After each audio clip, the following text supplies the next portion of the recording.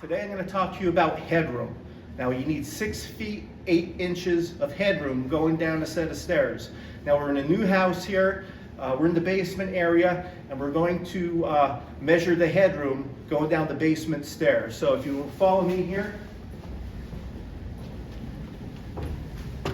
We take the measurement here from the nosing of the tread and then all the way up to the area, and it's over 6 feet 8 inches. So this set of stairs passes inspection for headroom. Next month I'm going to talk to you a little bit about the treads and risers of stairs and the differences between the Pennsylvania code and the international code. So until then, we're going to go to Sam and see what he's taking a look at. I believe it's a water heater. Hey everyone, Sam here. I'm just looking at a hot water heater on a final inspection, and one of the most important things that we look at in one of these is called a pressure relief valve. Basically, it's making sure that if something goes wrong and there's too much pressure builds up in the hot water heater, this is a way for the hot water to discharge from it.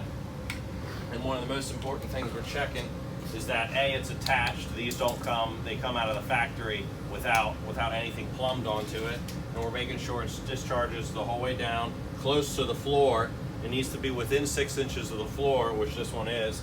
And what that's to do is to make sure that anybody that's working on the equipment, say a plumber's here and has to work on replumbing anything, that if something's going wrong with it, they don't get sprayed with that hot water. It's scalded water and can instantly burn you. So that's an important feature that we look for. Basic safety when we're looking at a hot water heater during a final inspection. So we're going to go to Mike. He's on the other side of the township.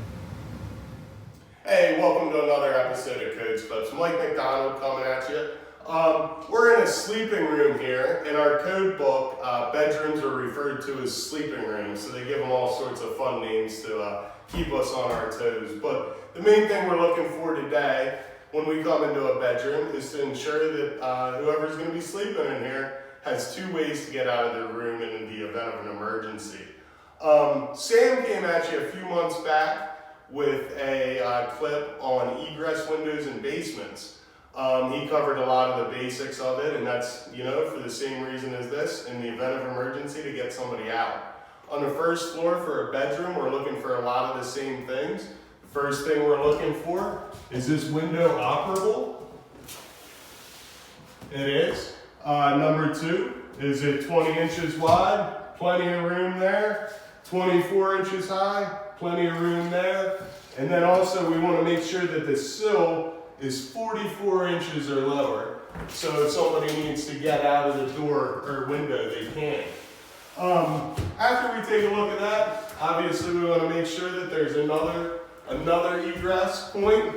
In this case, it's a exit out to the rest of the house.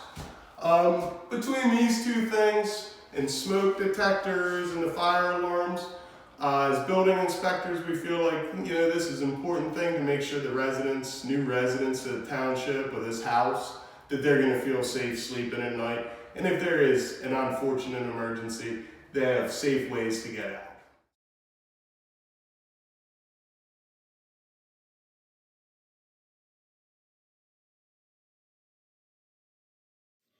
Good morning. I'm Bill Brown, the Director of Public Safety here at Silver Spring Township. Today we're going to be talking about egress. And we were hoping to be out in the field to do this. However, due to some scheduling issues and time constraints, we just couldn't make that happen this week. So what is egress? For those that aren't aware, it's basically the action of leaving a place. So it's an exit point.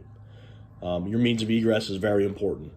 You know, we've done a couple incidents lately where we found some commercial properties that have had exit ways blocked, not clearly marked, the hallways leading up to them being cluttered with numerous things, boxes blocking the hallways, you know, and we need to make sure that these areas are free and clear of any obstructions. You know, in the time of an emergency, we need people to be able to get out rapidly.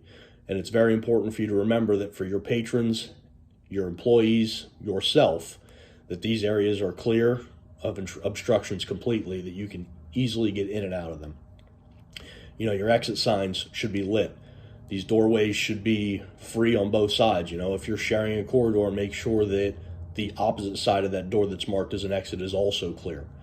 Check your hallways. Make sure your hallways are completely free of any type of obstructions that somebody can, in a panic, quickly get out with no concerns. These are items that are very, very important for the lives and safety of all the people within our municipality, as well as any surrounding municipality. So, you know, egress is required by NFPA 1001. NFPA is the National Fire Protection Association, and that requires at least 2 exits should be provided for all areas. These exits must be remotely located from each other and arranged constructed to minimize the possibility that more than one may be blocked in a fire or emergency situation.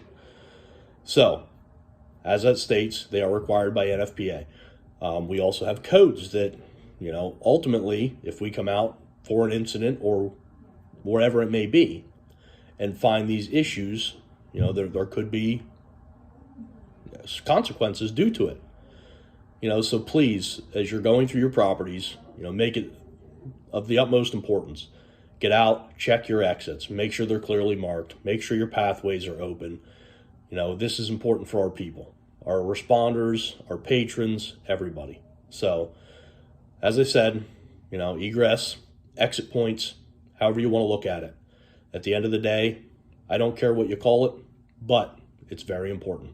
So, again, take some time. If it's today, tomorrow, hopefully sooner than later, get out, look at these areas, and make sure they're completely clear of any obstructions and marked.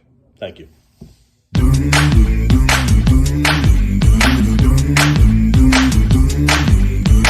Follow